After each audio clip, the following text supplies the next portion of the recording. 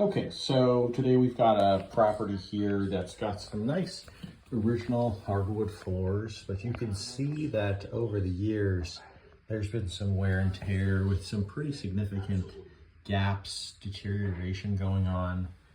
And this is the kind of stuff that we're gonna be looking to fix, all while trying to maintain the existing floor. Our goal here is not to totally refinish the entire house floors because we're just doing sort of a spot treatment. Our goal is to fill those, blend them in, protect them, all while maintaining the existing flooring. So we're going to start in this little hallway here. And what I'll do first is mask off all my spots and just focus on the cracks that we have.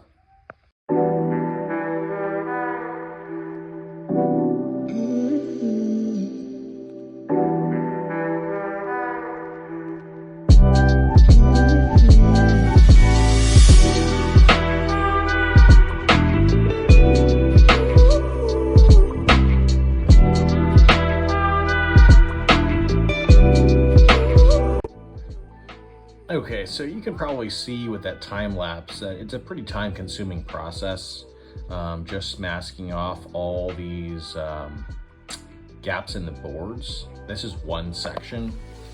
I've got another section there. I've got another section here, which actually is a pretty big one. You can see every dark line is basically a gap. Another section here, and more here, all the way there. And that's just the hallway. We've got a living room and dining room to do, so I'm gonna make my way through this and then catch up with you in a minute. All right, sometimes you take missteps. So I just wanna show you, I just sanded and then removed all the masking for the wood filler I did in this section. And look at it, it looks funky. Looks like I left masking tape there. And I instead, in this area, I actually just did it without any masking. And what I did do is I let it dry, and then I used 320 grit sandpaper.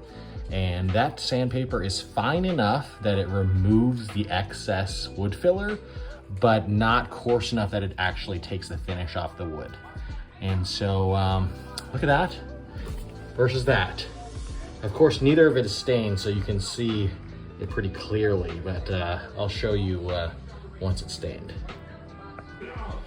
Okay, so turns out there's quite a bit more work than initially anticipated. So my main goal here is just to fix the liability of people getting splinters walking around. So I just want to show you all the little nooks and crannies that we are getting covered with wood filler. And then we're sanding off the excess.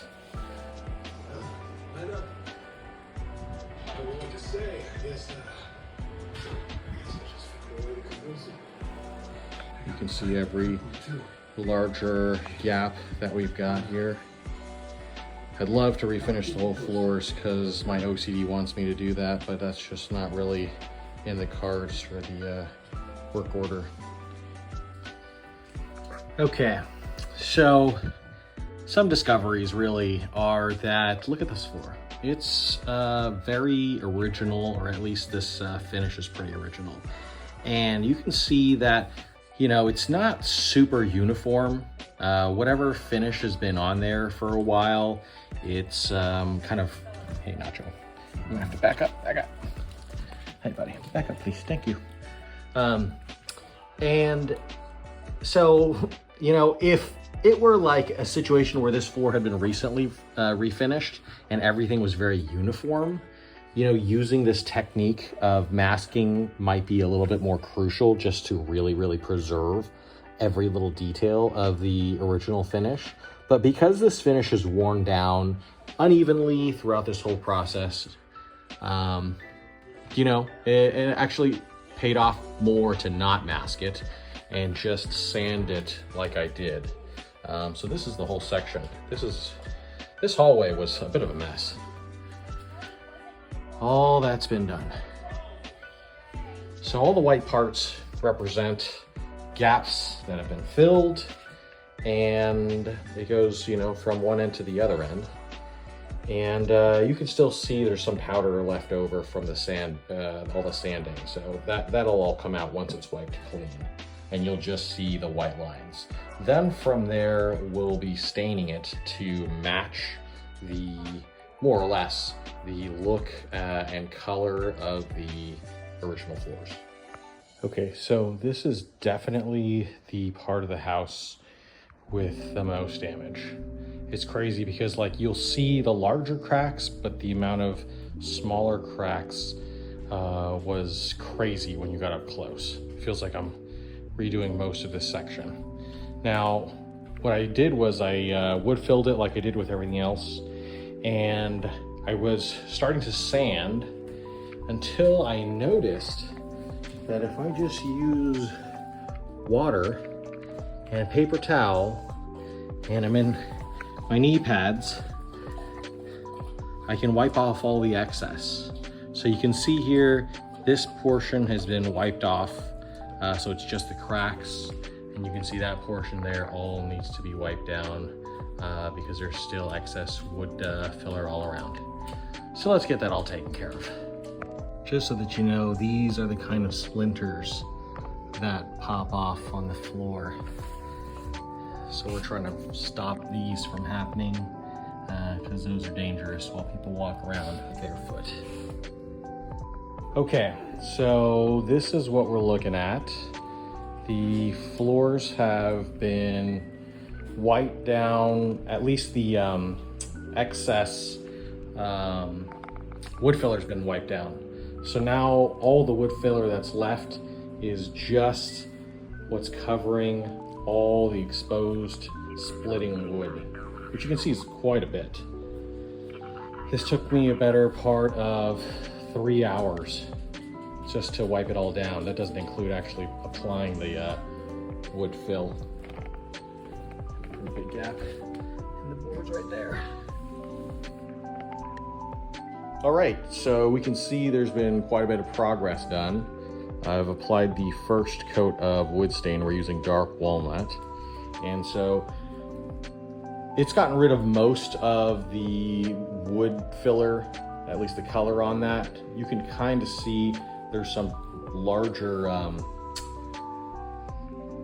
cracks that we had to fill that are gonna need a second coat. So basically I brush that on with the foam brush, and then I'll wait a couple hours and apply the next coat. Okay, so the floors are virtually done. There's 2 coats of finish on here. You can see some of the spots here are a little bit high gloss from the finish. So I've got some quadruple zero grade steel wool. It's a very, very fine steel wool that just allows us to lightly brush over the finish to get nice match with the rest of the house. And after that, we'll mop this, and this should be the last step. Okay, so the job has been completed. All of the floors have been repaired. So they were wood filled, they were sanded, they were